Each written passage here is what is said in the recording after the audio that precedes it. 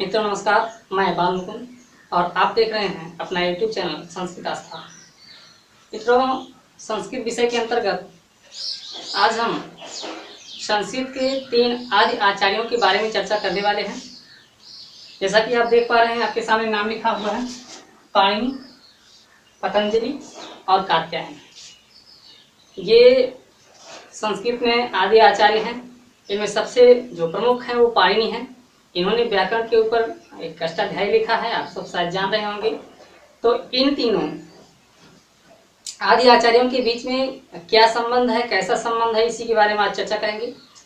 तो इसी क्रम में आइए आगे बढ़ते हैं और देखते हैं तीनों आदि आचार्यों के बारे में क्या कुछ खास बातें हैं। आगे बढ़ने से पहले यदि आप चैनल पर नए हैं तो चैनल को सब्सक्राइब कर दीजिएगा और आइए देखते हैं। तो सबसे पहला नाम आप देख पा रहे हैं पाणिनि। पाणिनि ने अष्टाध्यायी लिखा है, 8 अध्यायों वाली अष्टाध्यायी। जी हाँ, अष्टाध्यायी लिखा है और अष्टाध्यायी 8 अध्यायों वाली है, इसलिए इसको अष्टाध्यायी कहा जाता है। इसमें क्या है तो आप शायद जान रहे होंगे, नहीं जान रहे हैं तो जान लीजिए। इन 8 अध्यायों में पाणिनि आचार्य ने कुछ सूत्र दिए हैं, व्याकरण के बारे में कुछ लिखा है। कुल मिला के इसमें व्याकरण के बारे में ही पूरी जानकारी दी गई है, सब कुछ लिखा गया, इसलिए यह अष्टाध्यायी प्रसिद्ध हो गई। पाणिनि ने अष्टाध्यायी लिखा और इसी अष्टाध्यायी में सूत्रों को लिखा, इसलिए पाणिनि महोदय को, पाणिनि आचार्य को सूत्रकार भी कहा जाता है। सूत्रकार भी कहा जाता है, ये सूत्रकार भी हैं। पाणिनि की एक और रचना है जिसके बारे में बहुत कम मिलता है, तो आज आप इसको जान लीजिए। पाणिनि की एक और रचना कौन सी है? वो रचना है जाम्बवती विजय, या इसी का एक और नाम है पाताल विजय।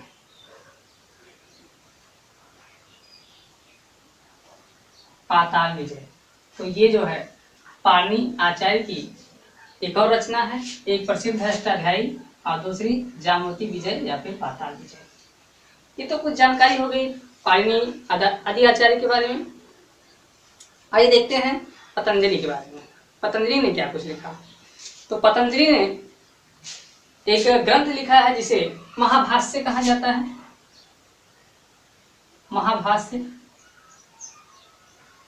महाभाष्य कहा जाता है। महाभाष्य क्या है? तो मित्रों, सबसे पहले आप लोग ये जान लीजिए कि पतंजलि जो थे वो पाणिनि के ही शिष्य थे, पाणिनि महोदय के शिष्य थे। और पतंजलि ने महाभाष्य लिखा किस लिए, इसको आप लोग जान लीजिए। तो पतंजलि ने जो अपना महाभाष्य लिखा है वो महाभाष्य इसलिए लिखा क्योंकि पाणिनि द्वारा जो लिखा गया अष्टाध्यायी था वो पढ़ने में, वो समझने में बहुत ही टफ था, बहुत ही थोड़ा कठिन था। उसको सभी लोग आसानी से नहीं पढ़ पाते थे, आसानी से नहीं समझ पाते थे।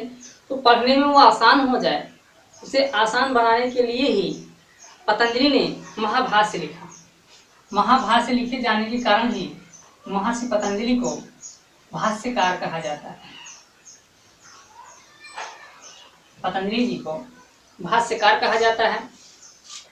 साथ ही साथ आप हमेशा इसको याद रखिए कि पतंजलि ने महाभाष्य लिखा क्यों? तो पतंजलि महोदय ने महाभाष्य इसलिए लिखा कि अष्टाध्यायी जो पाणिनि की है वो पढ़ने में आसान हो सके। और पतंजलि को एक बहुत खास बात है, पतंजलि को शेषनाग का अवतार भी माना जाता है। शेषनाग का अवतार भी माना जाता है, ऐसा कुछ लोगों का मानना है, कुछ लोगों की मान्यता है कि शेषनाग के अवतार थे। और पतंजलि जो सबसे मुख्य बात है पतंजलि महर्षि के बारे में, वो है ये योग शास्त्र के जन्मदाता माने जाते हैं। ये योग शास्त्र के जन्मदाता माने जाते हैं,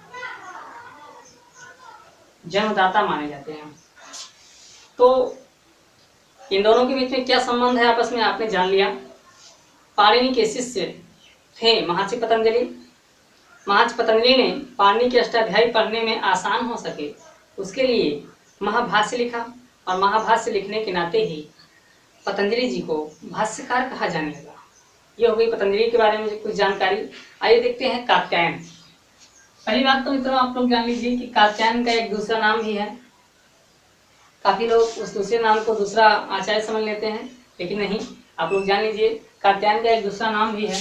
कात्यायन का दूसरा नाम है वाररुचि। जी हाँ, कात्यायन का जो दूसरा नाम है वो है वाररुचि। और कात्यायन का और एक बहुत ही महत्वपूर्ण काव्य है जिसका नाम है स्वर्गारोहण।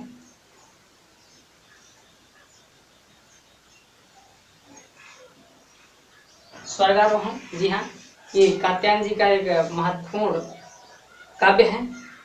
और कात्यायन ने कुछ वार्तिक लिखी। कात्यायन जी ने वार्तिक लिखा है। ये वार्तिक क्या है, आइए इसके बारे में थोड़ा जान लेते हैं। कात्यायन ने अथवा वाररुचि ने देखा कि पाणिनि ने जो सूत्र लिखा है उन सूत्रों में थोड़ा सा कहीं ना कहीं अपवाद है, कहीं ना कहीं त्रुटि है, ऐसा कुछ जान पड़ा। और उस त्रुटि को पूरा करने के लिए, उस कमी को पूरा करने के लिए कात्यायन ने अथवा वाररुचि ने वार्तिक लिखे। और वार्तिक लिखने के नाते ही कात्यायन या वाररुचि को वार्तिककार कहा जाता है। वार्तिककार कहा जाता है।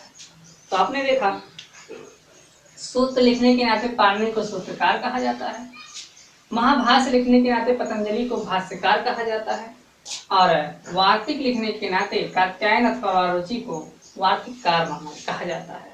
ये बहुत ही महत्वपूर्ण यहाँ से क्वेश्चन बन सकता है। और अष्टाध्यायी को पूरा करने के लिए, जो कमियां थी उसको दूर करने के लिए कात्यायन ने 1500 वार्तिक लिखे। ये आपको जानना चाहिए, 1500 वार्तिक लिखा। तो ये कात्यायन के बारे में कुछ जानकारी थी।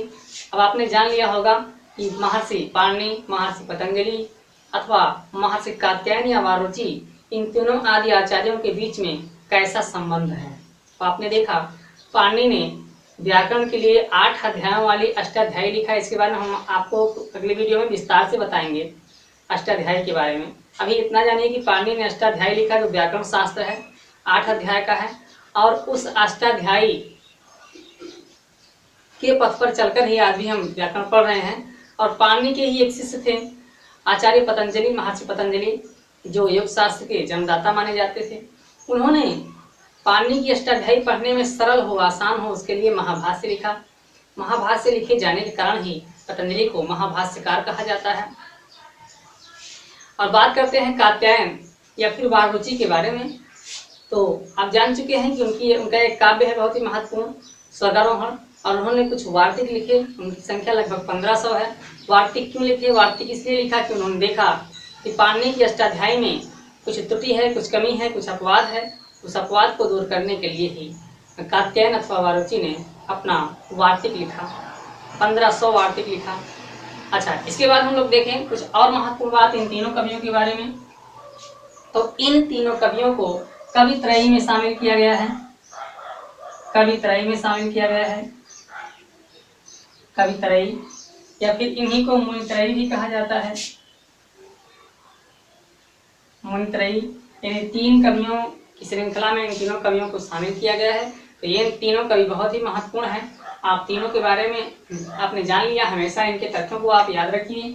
अष्टाध्यायी पाणिनि ने लिखा है और उसके नाते उनको सूत्रकार कहा गया। उनकी अगली दूसरी रचना है जामवती विजय या पाताल विजय। पतंजलि ने महाभाष्य लिखा, इसलिए उनको भाष्यकार कहा गया। शेषनाग के अवतार माने जाते हैं और योग शास्त्र के जन्मदाता माने जाते हैं। कात्यायन या वाररुचि ने स्वर्गारोहण लिखा और वार्तिक लिखा। किसने लिखा आपको बताया जा चुका है, इसलिए उनको वार्तिककार कहा गया। वार्तिक की संख्या लगभग 1500 थी। तो मित्रों, इस प्रकार आज हमने संस्कृत के 3 महत्वपूर्ण कवित्रयी को जाना, 3 कवियों को जाना, 3 महत्वपूर्ण महर्षियों को जाना, आदि आचार्यों को जाना, उनकी रचनाओं को जाना और उन रचनाओं का क्या रीजन है, क्या कारण है, उसके बारे में हम लोगों ने जाना। तो इस प्रकार आपकी यहाँ से संस्कृत वर्णमाला की शुरुआत हो रही है। अगले वीडियो में हम पाणिनि की अष्टाध्यायी के ऊपर चर्चा करने के उपरांत तुरंत वर्णमाला में प्रवेश करेंगे, वर्णमाला को पढ़ेंगे संस्कृत की और देखेंगे पाणिनि ने संस्कृत की वर्णमाला को कैसे रचा है, कितने अक्षर हैं उसमें, कौन कौन से अक्षर हैं। तो इस प्रकार ये टेट, सीटेट, यूपी टेट ऐसी कोई परीक्षा हो, हर परीक्षाओं में यहाँ से क्वेश्चन बन सकता है। ये बहुत ही महत्वपूर्ण टॉपिक है, इसको आप जरूर पढ़िएगा, जरूर देखिएगा और पूरा वीडियो देखिएगा। और चैनल पे नए हैं तो चैनल को सब्सक्राइब कर दीजिएगा, बेल आइकन प्रेस कर दीजिएगा और मित्रों में शेयर जरूर करिएगा। तो इस वीडियो में बस इतना ही, शेष अगले वीडियो में। धन्यवाद।